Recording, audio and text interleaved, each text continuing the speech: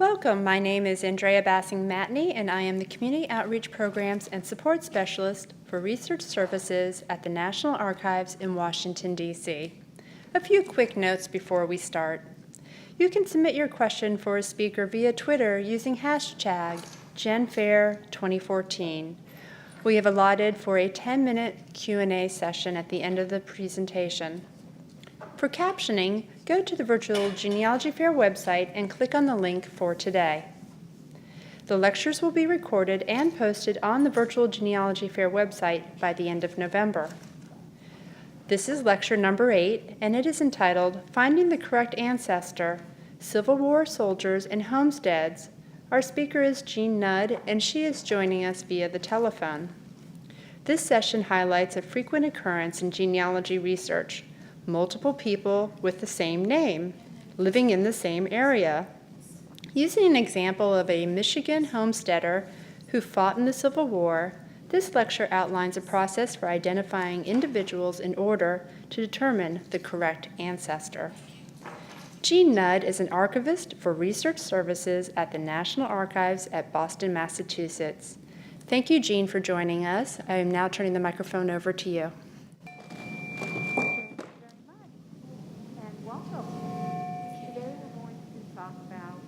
Finding the correct ancestor and learn a methodology for figuring out when you have, say, multiple people with the same name, how to tell them apart. This all started because I have that problem in my genealogy. I have in my Nudd line, my surname line, 4 James Nudds in a row.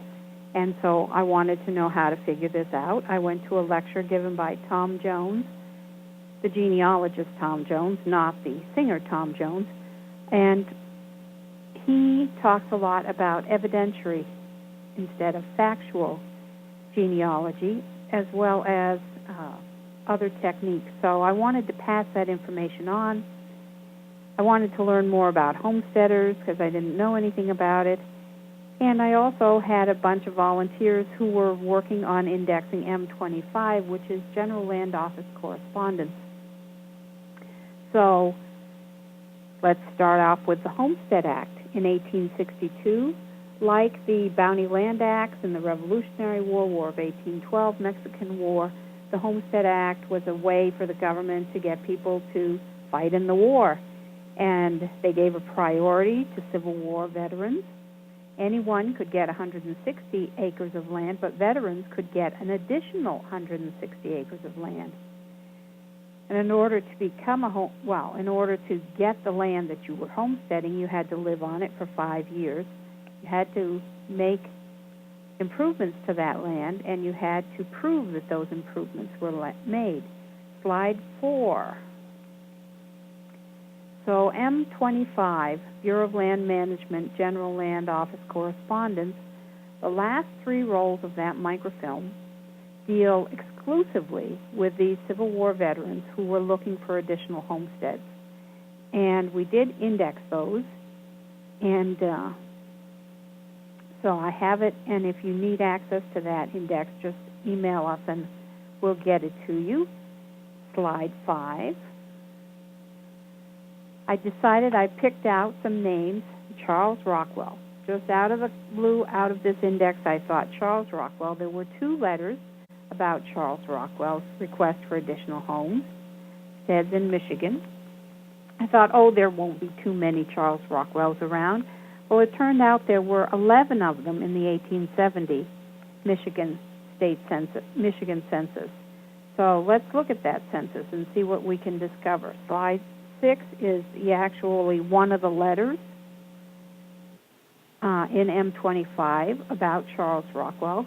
And if you look about, halfway down the page, you'll see some numbers. Homestead entry number 6999 and TC certificate number 2791. Those are the numbers you want to remember if you're ordering these records. Those are the numbers you're going to use. And we'll see this 2791 come up again later in the presentation. Slide 7. Here's the search results from Ancestry for the 1870 census. Lots and lots of Charles Rockwells.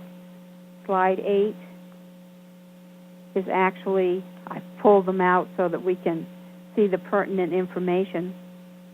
And we can tell just from glancing at this that not all these Charles Rockwells could possibly be the homesteader, because some of them were too old or too young to fight in the Civil War.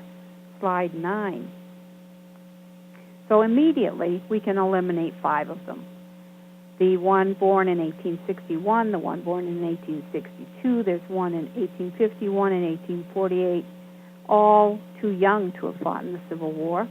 The Charles born in 1811 in Pennsylvania and another one born in 1814 in New York were probably too old to fight in the Civil War. Slide 10. So what else can we do? Well, this is a fairly common problem. How do we know? In my James Nudds, I have 4 of them in a row. How do I know which one is my ancestor? What are the techniques that we should use to sort out these remaining 7 Charles Rockwells? Slide 11. So first of all, when we're doing this type of research, we want to determine, of course, where exactly did your ancestor live, so we can check the records for that specific area. Then, did they have children, siblings, war service, anything that makes that person stand out from all the others? We're going to use every type of record that we can think of: vital records, census, newspapers, city directories, genealogists, tax lists, all types of stuff, even if they don't include specific personal information. Slide 12. And then if we find, like I did with my James Nudds, more than one person by that name in the same place, we want to find person-specific records. And again, these are the same types of things. Vital records can give you personal information, pension records, deeds, probate, occupations, voting lists, and tax lists. Then we're going to use collateral lines. And that can be very useful, because if we look at the siblings, if we look at the children, those are the places that people are set apart. Just because my James Nudd had a brother Daniel doesn't mean that all 6 of the James Nudds in Hampton, New Hampshire in 1694 had brothers named Daniel. Then we're going to collect as much information on that specific person in that specific place as we can, and we're going to be as exhaustive as we can. We're going to look at things even if they don't have any personal information on them, family or ages or anything like that, because it may fit them in.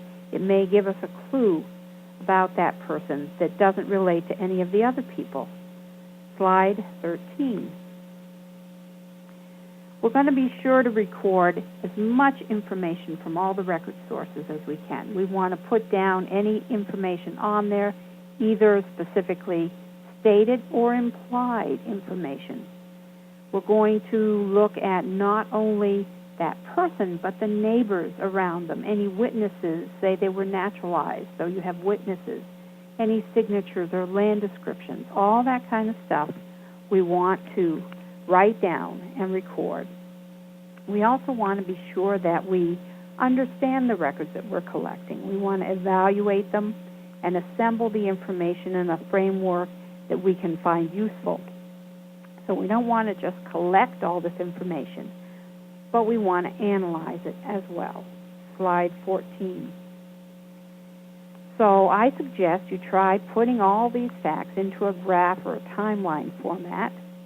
Whatever works for you. It's your genealogy. You do it the way you want, but you have to collect it and put it in a format so that you can tell people apart.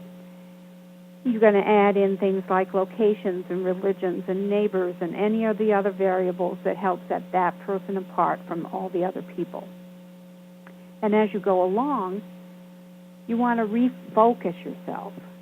As you assemble these facts from all these records, don't just collect them all. I know that's the fun part. That's the part we all love to do. But we're going to actually use these pieces to ask questions to take us to the next step in our research.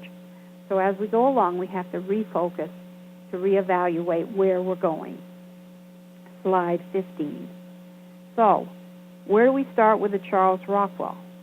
All we know about this guy is that he homesteaded in Michigan and that he's a Civil War soldier. We have no idea what state he was from, what regiment he served in, where he was born. None of that. So where should we start? Slide 16. Since he's a Civil War soldier, that gives us a great place to start. We can go to a website. It's idtd.nps.gov/CWSS, which is the National Park Service's Civil War Soldiers and Sailors database. We can also check the pension index for the Civil War on Ancestry and on Fold 3 to see if we have any Charles Rockwells living in Michigan who received pensions. And then we can check the National Archives Civil War grave headstone applications to see if any of them got headstones in Michigan. Slide 17. The National Park Service's website is very easy to search. It's got a great search engine, very simple to put the information in there. We know he has to be a Union soldier because according to the Homestead Act, you couldn't have borne arms against the United States and gotten a homestead. And this website also can give us brief regimental history so we can see where it was founded, what action it saw, which can give us more information about our person. Slide 18, this is what the website looks like. And you see here soldiers, sailors, regiments. If you wanted regimental history, you click there. So we want a soldier, or we think he might have been a soldier. We don't know that for sure. Slide 19. We know the last name. We know the first name. We know he's Union. We don't know anything else. So those are the only blocks we're going to fill in. And then we're going to hit Submit Query. Slide 20. Oh, my goodness. We thought we had a lot of them on the 1870 census. Well, there are 22 Charles Rockwells who fought in the Civil War. That doesn't help us very much. If we wanted a regimental history on one of these, say we click on the second one down there, the 15th New York Engineers, slide 21 shows us a brief regimental history of the 15th Regimental Engineers. This is from another website. I thought I'd give you several of them. Just remember when you're using some of these websites, some are pay and some are free. Slide 22. T288 is the National Archives publication for pensions for the Civil War. It's both on Ancestry and Fold 3. There are 3 Charles Rockwells in the pension. Now we're cutting it down to where we can actually work with it. We have a Charles Rockwell who had a widow, Mary. We have a Charles Rockwell with a widow, Lucretia. And we have a Charles Rockwell who didn't list any widow. Slide 23 is the first Charles Rockwell's actual card. You see, there's his name on the top line, then his widow. If a minor child had been applying for a pension, for support, it would be under Mary's name. Then we have his service in the next block. And in the bottom block, we have the date he filed, his application and certificate number, and over on the right column, we actually see the state. And that's how we know that these people were filing from the state of Michigan. The second line there gives you the date that Mary, his widow, filed, and we see she filed in 1890, which means that this Charles Rockwell had died prior to 1890. So we're already gathering a little bit of information for each of these people. Slide 24 is the second Charles Rockwell with the widow Lucretia. And again, we see he filed in 1892, and his widow Lucretia filed in 1911. So again, we know that this Charles Rockwell died before October 6, 1911.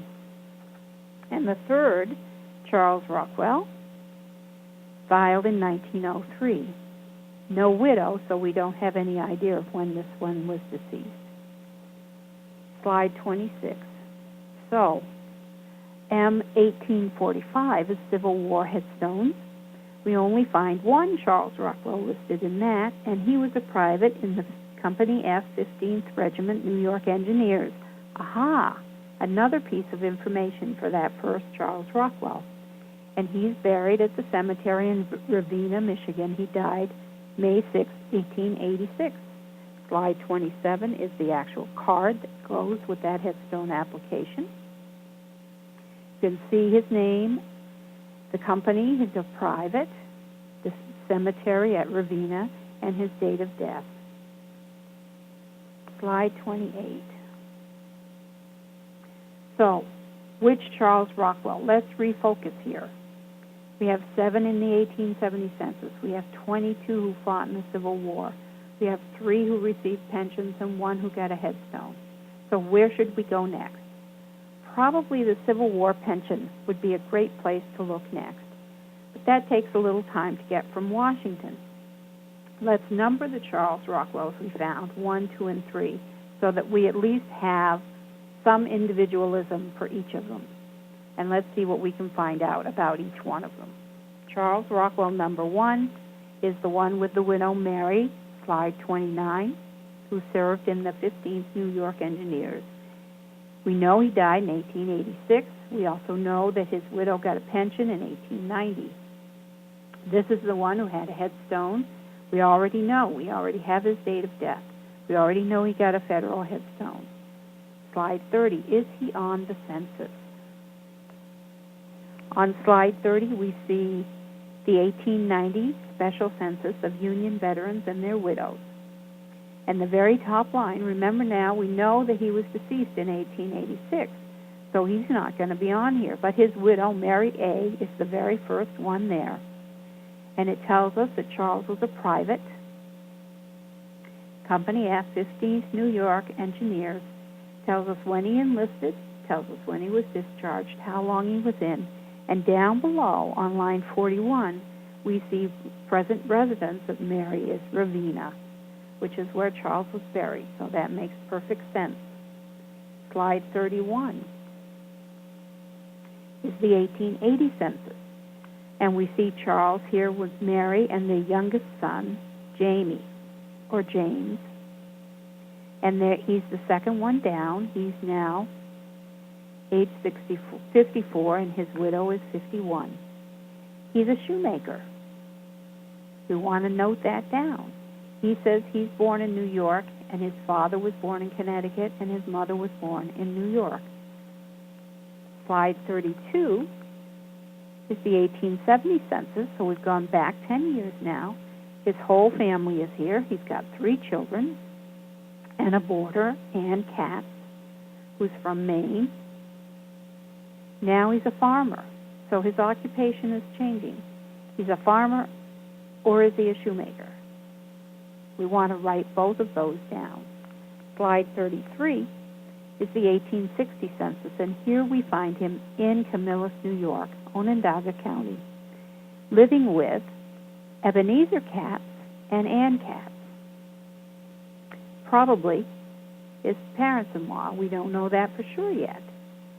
He's a farmer again. He's got $2,600 in real estate and $1,120 in personal property, and he was born in New York. The Katz family also have a couple of other children living with them, a Sarah Conway and a George Rockwell, age 1. Slide 34 takes us to the 1850 census. Here, Charles and Mary and their first child, Granville, are living with Ebenezer Katz and Ann. Now he's a shoemaker again. So it looks like, depending on the time period and how profitable things were, he was either a shoemaker or a farmer. Slide 35. So what have we learned about Charles Rockwell number 1? We know when he enlisted.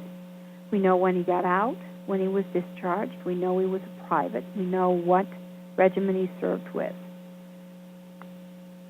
We know his children's names. We know his occupation varied between shoemaker and farmer.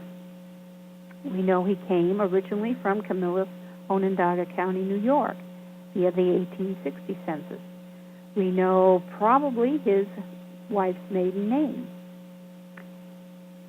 And we know his in-laws were Ebenezer and Ann. Slide 36. Where else can we look for this Charles Rockwell. Now that we know these pieces of information, we know he came from Camillus, Onondaga County.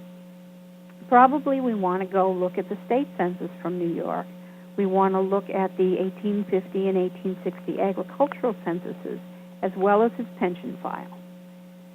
Well, since at the time I did this lecture, I was living in Pittsfield, Massachusetts, which is only 30 or 35 miles from Albany, it made perfect sense for me to drive over to the New York State Archives and State Library and look at these records. And when I got there, I was very surprised because the State Archives had a lot more to offer than I had thought. Slide 37 shows us the 1855 New York State Census. I'm sorry, it's not a better copy. It's not digitized. It's from microfilm. And we see here Charles Rockwell, age 32. And one thing about the 1855 census for New York is if you were born in New York, they tell you what county that person was born in New York. If you were born outside of New York, it tells you the state or country. So we see here that Mary was born in Onondaga County, and so were the children. Ebenezer Katz and Anna Katz were born in Maine. And if we think back to the 1880 census, Mary Rockwell said that her parents were born in Maine. Another little piece of information. 38. I've summarized this in something you can read a little clearer. So the 1855 census gives us his age, that he's a laborer. He was born in Onondaga County. Nothing under the years lived in this town. He's a farmer, again. He's a native voter, and he owns land. We have his wife, Mary. We have his children, Granville, Teresi, Emily, and James.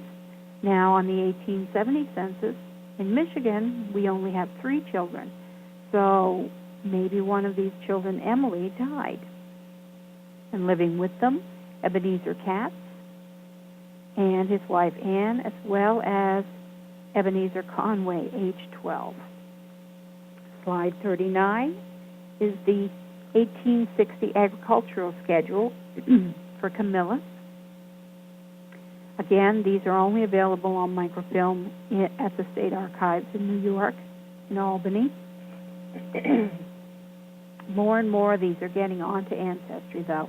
I think the state censuses now may be on Ancestry. So slide 39 shows us who's on the agricultural censuses. And Charles Rockwell is down at the bottom. It tells us how many acres of land they have and how many are improved. What else can we do with this besides just figure out our Charles Rockwell? We can actually look at the other people in Camillus and figure out that Charles actually wasn't much of a farmer compared to some of the other people in Camillus. If you look right above him, this Bingham has 120 acres of land. We've got a guy up there with 136 acres of land. So Charles really had a very small acreage compared to the other people.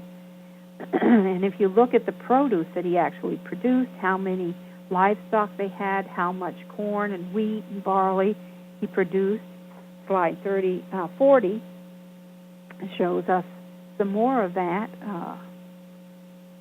including hemp. And then things like the very last column is how much honey they produced, how much butter, how much milk, and the value of all of this stuff that they produced. So it shows us that Charles was more a subsistence farmer than one who did it for a good living. Slide 41. The 1850, which I didn't show you, is a good example of mix-ups that can occur. We've all seen it. It didn't list Ebenezer Katz and Charles Rockwell. It listed Ebenezer Rockwell. The 1860 census doesn't list Ebenezer Katz at all, but it does list Charles Rockwell. He owns 40 acres. 44 of them are improved. It has a cash value of $2,500.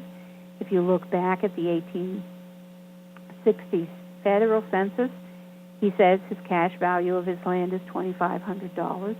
He's only got a couple of horses and a couple of cows, a few sheep, some pigs, he only grew 65 bushels of wheat and 50 bushels of corn, some oats, 1,000 pounds of tobacco, lots of peas and potatoes and things that you would have in your own garden. Produced 400 pounds of butter, and unlike a lot of his neighbors, he produced 20 pounds of honey. Slide 42. Probably the most interesting thing that I found at the New York State Archives were two things I wasn't looking for. And the first one was a complete record compiling the quotas of the troops furnished to the U.S. from the towns in New York. And the second series they have, the Adjutant General's office compiled muster roll abstracts for Civil War soldiers. Both of these gave me a lot of information about this Charles Rockwell. Slide 43. The Adjutant General's records are arranged by county and then by town and then alphabetically by the surname of the soldier.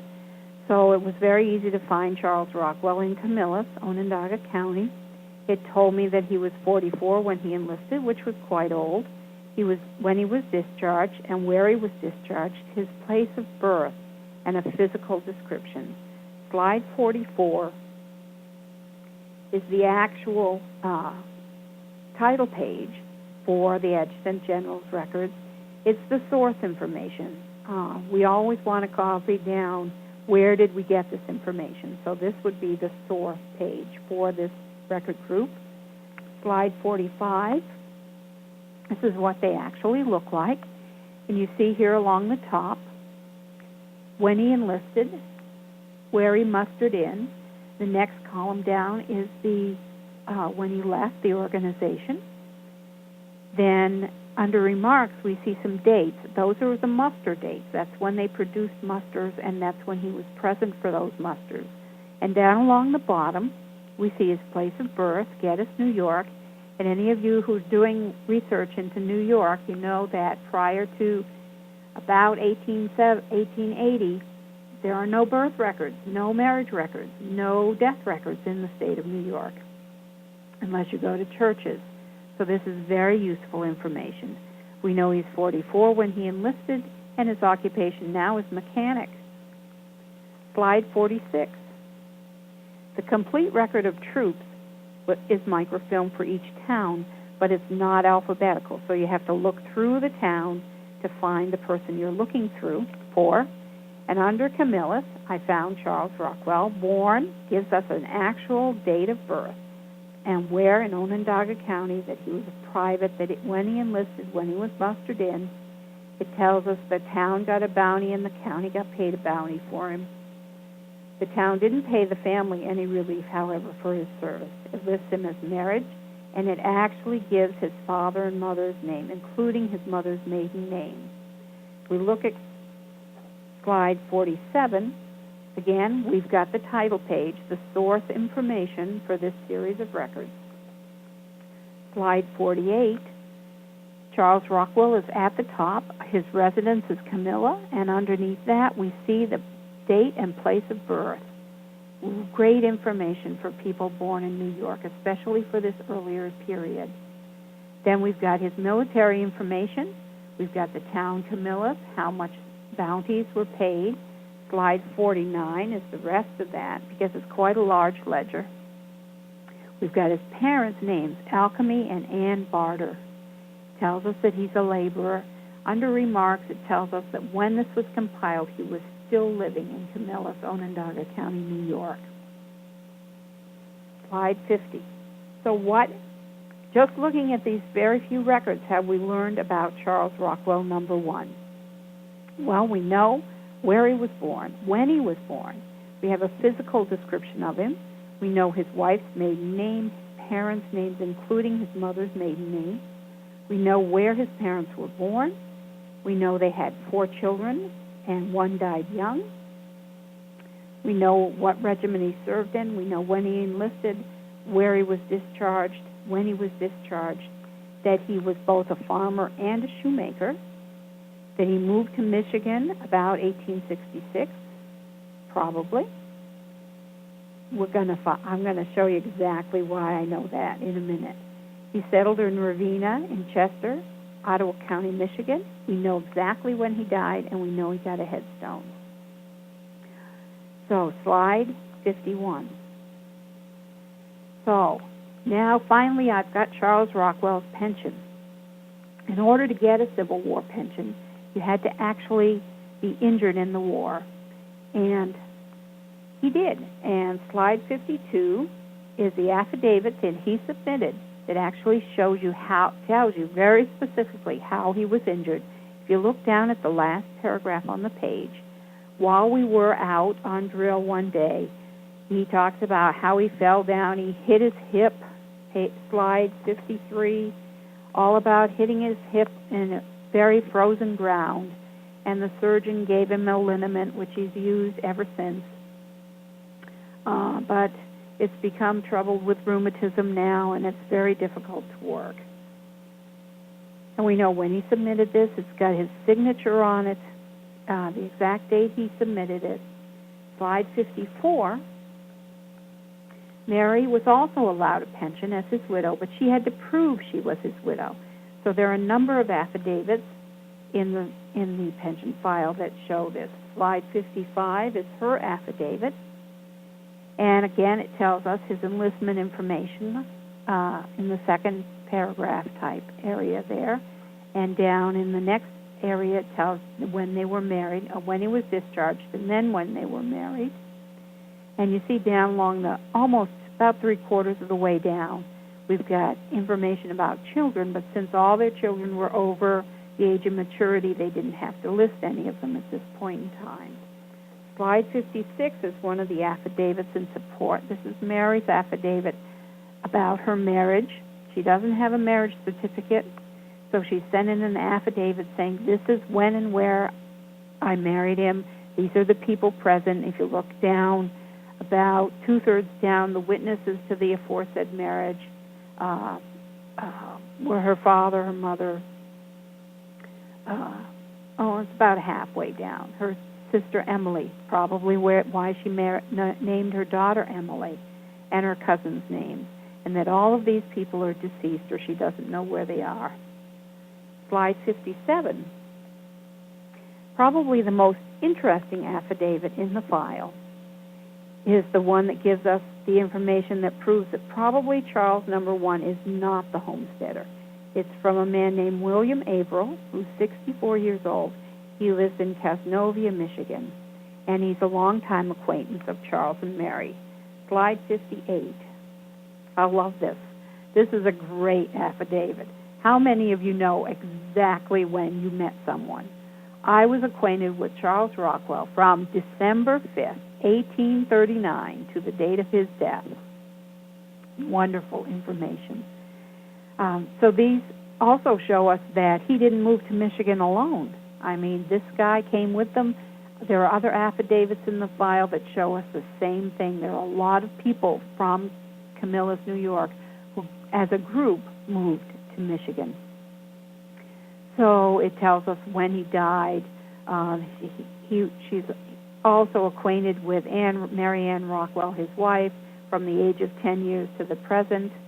And if we look down a little bit further, we see that Charles Rockwell had 40 acres of land at the time of his death, of which about 20 acres is improved and available.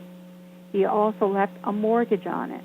Now, homesteads for Civil War soldiers were free. They didn't have to pay for them, and they could only get 160 acres. Now, it doesn't mean that maybe Charles had sold off some of the land. Because of his injury and not being able to support himself, he could have tried to raise money that way. But probably Charles number 1 is not our homesteader. It also tells us that the value of the land is $600. The mortgage is $150. He goes into explicit detail about how much money Mary can get every year from renting out this land, and that it leaves her 84 cents short in debt annually, and how the Pension Bureau should make this right. Slide 59. So, as I said, the smallest acreage of land available to homesteaders was 160 acres, or a quarter acre. He only had 40 acres of land with a mortgage. This is about the same size acreage that he had when he lived in New York. And so I'm thinking that probably he's not the homesteader. But we can find the patent for the homestead online at glorecords.blm.gov. There are 2 homestead entries. Remember, the Charles Rockwell we're looking for actually applied for an additional homestead. So he didn't have 160 acres of land, he had 320 acres of land. Slide 60 shows us the results from searching the GLO database. And you see, remember I told you we'd see that number 2791 again? The second Charles Rockwell down, there's that certificate number. So we know that's the Charles Rockwell who is the homesteader, but we still don't know which one he is. Slide 61. Let's look at Charles Rockwell number 2. His lists his widow as Lucretia, his service as from the Illinois Mechanics, and we know that he died sometime before 1911. So let's start with the census. Slide 62 is the 1910 census, and if we look down, this Charles Rockwell is the second one down on the list with wife Lucretia and son Roman. It tells us that he's from Connecticut. Aha, another little piece of information. His wife is from Illinois and his son was born in Michigan. Slide 63. So we now know his age, that he was born in Connecticut, that they're living in Maple Grove. Lucretia had 6 children, but only 3 of them are living. Now, in the 1900 census, Charles' birth is given as September 1832, and he owns his farm free of mortgage. Aha! He may be the homesteader. Slide 64 is the 1890 special census of Union veterans and their widows. Here we get Charles's middle initial, G. We find out, again, he's a corporal, B Company, 1st Michigan. I thought he was in the 1st Illinois. A discrepancy. Anyway, it's down at the bottom, line 1. It tells us he's in Manistee County. So Charles Rockwell number 1, we have now a little discrepancy between his pension card and the 1890 census.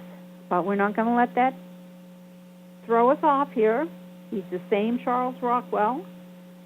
It's still Company B on both of them. It's still the 1st, and it's still the Fusiliers, but one is Illinois and one is Michigan.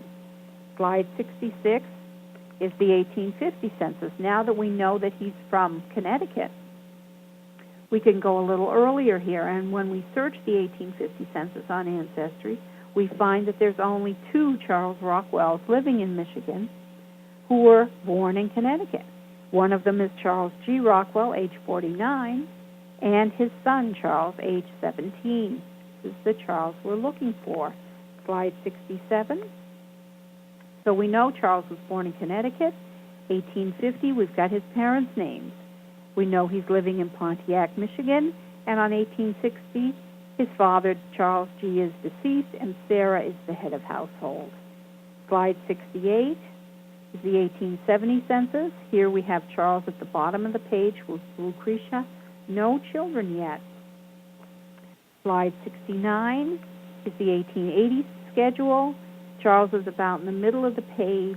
He's a farmer, born in Connecticut, parents both born in Connecticut. Slide 70. So now we have some value of property. We know they had 6 children, only 3 survived, and we know they were in Maple Grove in Manistee County. Now, Bear Lake in 1870, Maple Grove in 1880 doesn't mean they moved. It could be that property lines changed. We all have run into where town lines have changed, county lines have changed, so those things happen. Page 71, we have special schedules in the census, and one of them is the mortality schedules. And I searched on Ancestry, and on the 1870 mortality schedule from Michigan, I actually found a Charles Rockwell in Bear Lake who died in 1869. Slide 72 is that actual schedule. And the second one down is Charles Rockwell, age 3, born in Michigan, died in July 1869 of inflammation of the stomach. And this is Manistee County, and it's Bear Lake. So this is probably our Charles Rockwell's son. Charles number 2. Slide 73. Again, for complete information, we want to get his pension. We want to look at the agricultural schedules. If there are state schedules, we want to look at those. And, of course, we want to look at the land entry file. Slide 74. We can go to glorecords.blm.gov, find the actual patents, as well as patent map, plat map, all kinds of information on these. And unlike land purchase files, I have an ancestor who bought land. Homestead files have a significantly more information in them. Slide 75, here we have again that search list from GLO records. And now we know these first 2 are actually our Charles Rockwells. Slide 76, this is the second one, because over in the right you see 2791. This is the additional homestead entry that he was asking for. Slide 77 is actually the patent for that. Slide 78 is the database entry file for the first homestead that he applied for, and slide 79 is the patent for that homestead. So he had 2. Therefore, he probably is the Civil War soldier who homesteaded.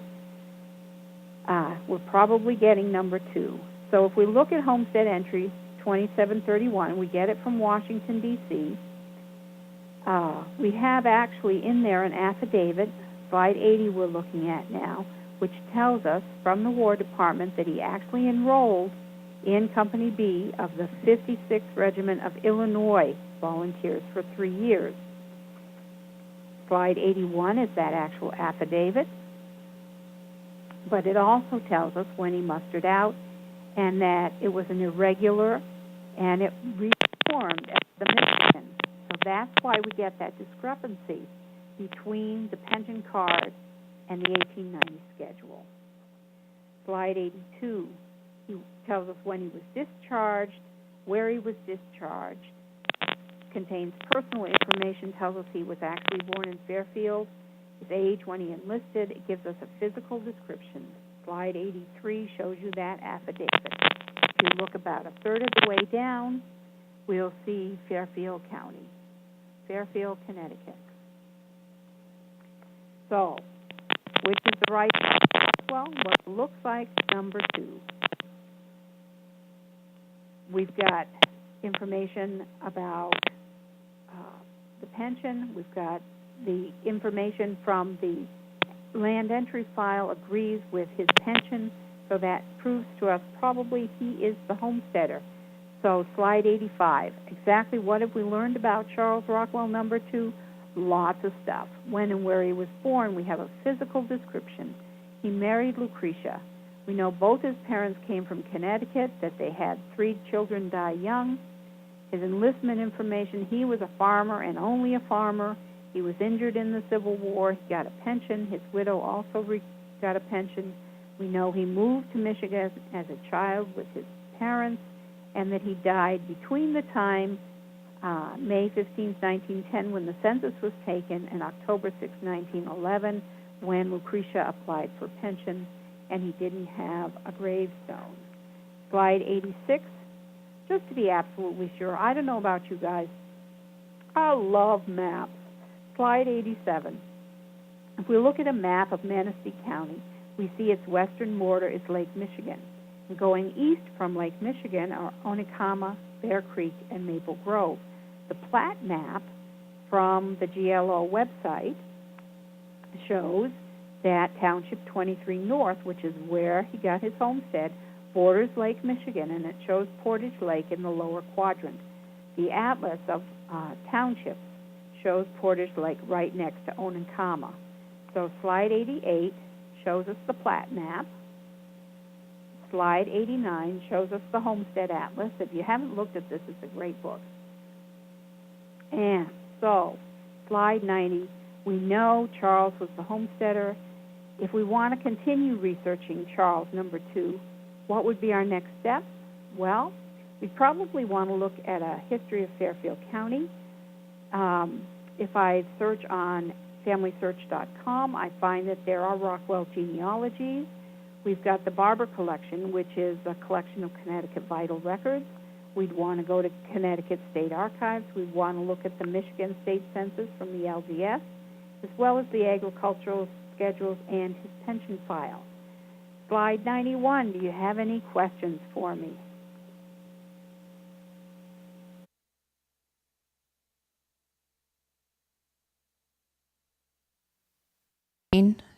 That was a great session on how to find the correct ancestor.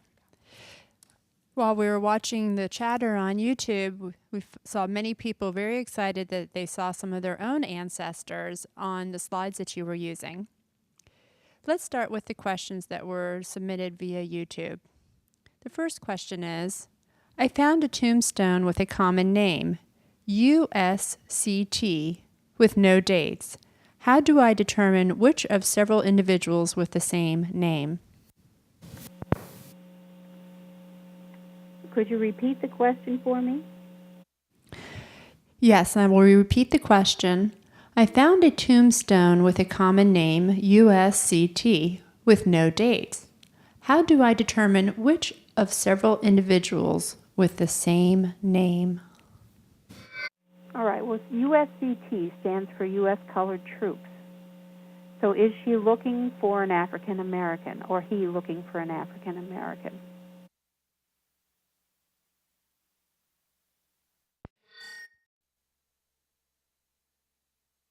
Search, because of course before the Civil War, you don't have the censuses to look at. In that case, I would suggest you do just what we've outlined. You want to look at as many records as you can. You want to look at perhaps some of the slave schedules as well as the U.S. Colored Troop records. A lot of those are on Ancestry in Fold 3. And look at later records to try to give each of those people with that same name an individual personality so that you can tell them apart, just as we did with the Charles Rockwells. We appreciate your taking time to answer that question. We're ready for the next one. Our next question is, at which national archives is M25 stored? I know that it's in D.C. If you go to our website, www.archives.gov, click on Research Art Records, and then our microfilm catalog, you can put in M25 and it'll tell you exactly which National Archives facilities have that publication. If you need us to look at the index, which I'm going to try to get compatible with our online public access catalog, and maybe we can get it up on the website so people can use it. But in the meantime, I'll be happy to look if someone sends me an email. If they give me the name of the homesteader and the state. Thank you for making that offer on the M25. Our last question is regarding soldier homes. The question is, I have had 2 Civil War ancestors live out their lives in soldier homes. Where can I find records, if any, for those institutions? Would you repeat the question a little louder? Yes. This next question is in regards to soldier homes. The question is, I have had 2 Civil War ancestors live out their lives in soldier homes. Where can I find records, if any, for those institutions? At the National Archives. They are all microfilmed. I do believe that, again, if you look at the microfilm catalog and put in Civil War soldiers homes. You come up with the publication. Each of the homes has a separate microfilm publication, and those are probably in Washington. They may be on or coming up on Fold 3 as well. That would be the type of thing that Fold 3 would be putting up online. Thank you, Jean. That concludes our questions for you. Oh, I'm sorry. I've just been alerted that we have one more that just came in. And the question is, what records are available from the National Archives if the person is a Confederate soldier? It's interesting. When I first started working for the National Archives, our guide to our records had one line about Confederate research, and it said, for records of Confederate soldiers, contact the Museum of the Confederacy in Richmond, Virginia. And the new guide to genealogical research at the National Archives has pages and pages and pages of information on where to find Confederate records at the National Archives. So I would suggest that that's the place you want to start, is our guide to genealogical research at the National Archives. Thank you, Jean. We have many wonderful compliments for your presentation and the wonderful handouts that you have provided on the National Archives website, and we appreciate that. Thank you so much for your time and doing this presentation with us via the telephone. That concludes our session with Jean Nudd. If the speaker did not get to your presentation, please send an email to inquire@nara.gov. We will now have a short intermission.